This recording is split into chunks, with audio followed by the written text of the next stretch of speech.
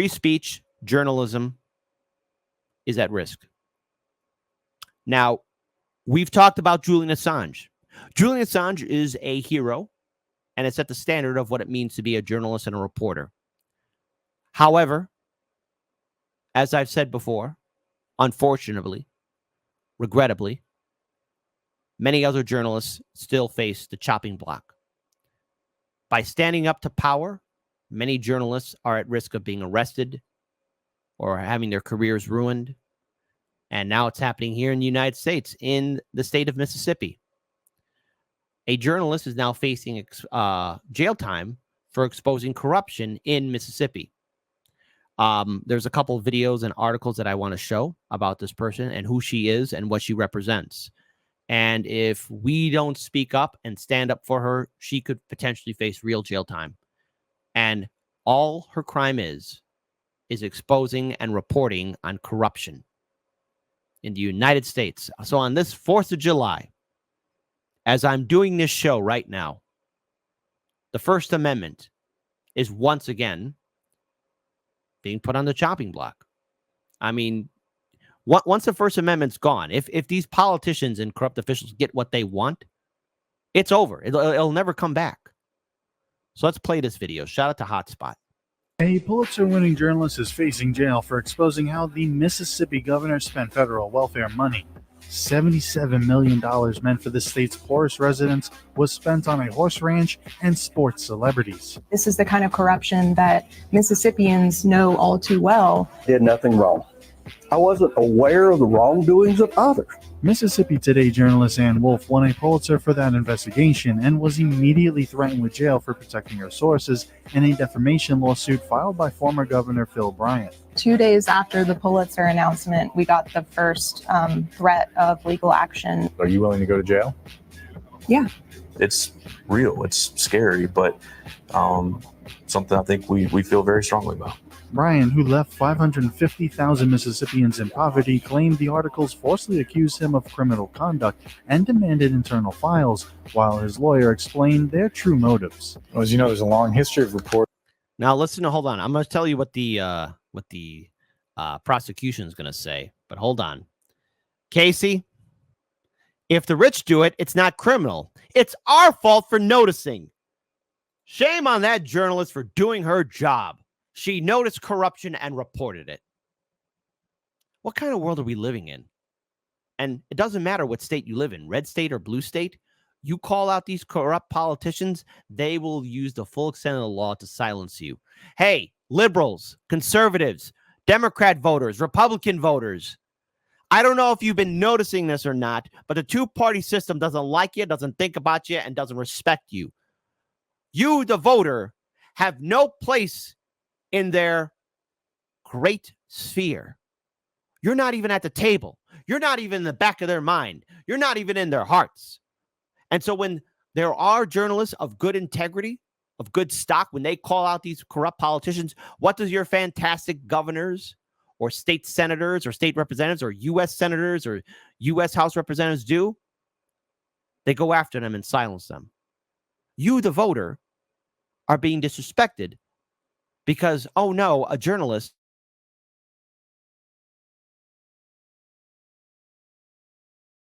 voters. Remember,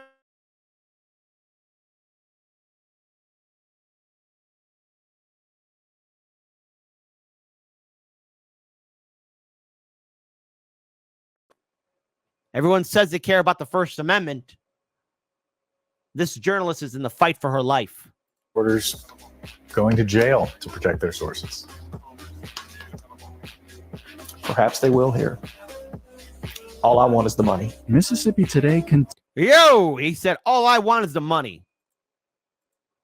That's the prosecution. Jail to protect their sources. Perhaps they will here. All I want is the money. Mississippi Today continues to fight the court order. The outcome could impact the future of investigative journalism. And it could. It very well could. So I want to read this article. She exposed how the nation's poorest state spent federal welfare money. Now she might go to jail. So Ann Wolf won the Pulitzer Prize for her dog reporting on Mississippi's welfare fraud scandal. She had no inkling she was soon going to have to contend with the possibility of going to jail, which she shouldn't. But just over a year after she secured journalism's top award for exposing how $77 million in federal welfare funds went to athletes, cronies, and pet projects, she and her editor, Adam Gachu, I said his name wrong, I apologize for that, are contemplating what to pack for an extended stay behind bars. Sued for defamation by the state's former governor, a top subject of their reporting, they have been hit with a court order requiring them to turn over internal files, including the names of confidential sources. They say the order is a threat to journalism that they will resist. They can't give up their sources. That's journalism 101. This woman and her editor are in the fight for their lives. You think it would be over after Julian Assange? No, it's never over. And this is happening here in the United States. Corrupt politicians must be called out. Evil must be opposed. It's the right thing to do. It's the one thing to do. I don't care where you stand politically. If you're a Republican voter or a Democratic voter and you're okay with this, I don't want to ever hear from anybody saying, oh, well, my politician cares about this, or I care about the First Amendment, or I care about freedom. On this day, 4th of July, the fact that an award-winning journalist who exposed a corruption scandal, $77 million that was supposed to go to the people, if you're okay with this, don't ever talk to me about how you care about freedom or who you're going to vote for or how your favorite Team Red or Team Blue politician is going to save the day. Don't give me that bull. When I said that the censorship and insanity is going to intensify, I meant it. I'm not screwing around here. If one of us goes to jail, we'll be the first person to go to jail in the Mississippi welfare scandal, Wolf told NBC News, referring to the 8 indictments that stem from the imbroglio, none of which has yet resulted in a sentence. How can I make promises to sources that I'm going to keep them confidential if this is possible? And there she is. The case has drawn attention beyond Mississippi as an example of how public figures can make life difficult for news organizations long before they have ever presented evidence of the actual malice. Actual evidence, right? Need to prove defamation cases. Mississippi Today, the independent nonprofit organization that employs Wolf and Ganshu, is asking the state Supreme Court to overturn the order. Bryant appointed 4 of the 9 justices. Breaching the confidentiality of sources violates one of the most sacred trusts and breaks one of the most vital tools in investigative journalism. So I want to play this video from BSDNC. So let's go ahead and at least pull up this video here. One of the rare times where I at least have to say, all right, well done, NBC, for at least doing your job. This is the kind of corruption that Mississippians know all too well. Anna Wolf's reporting at Mississippi Today exposed a huge scandal in the poorest state in America. $77 million in welfare funds intended for children in need went instead to multiple pet projects, including this horse ranch, this volleyball arena, and to sports celebrities like Hall of Fame quarterback Brett Favre. Oh, yes, Brett Favre. His ending wasn't all that great. But this is what I mean when these politicians, Democrat and Republican, you think your elected officials respect you? You think they care about you? No, they're only interested in enriching themselves and paying off people in the top 1%. If you think your politician cares about you, tell me what it's like to believe in Santa Claus, the Tooth Fairy, Bigfoot, and little leprechauns. Favre was never charged, but the reporting led to 8 criminal indictments and journalism's biggest prize. Adam Ganeshow is the editor of the paper. You can't just win a Pulitzer unless there's real impact. 2 days after the Pulitzer announcement, we got the first threat of legal action.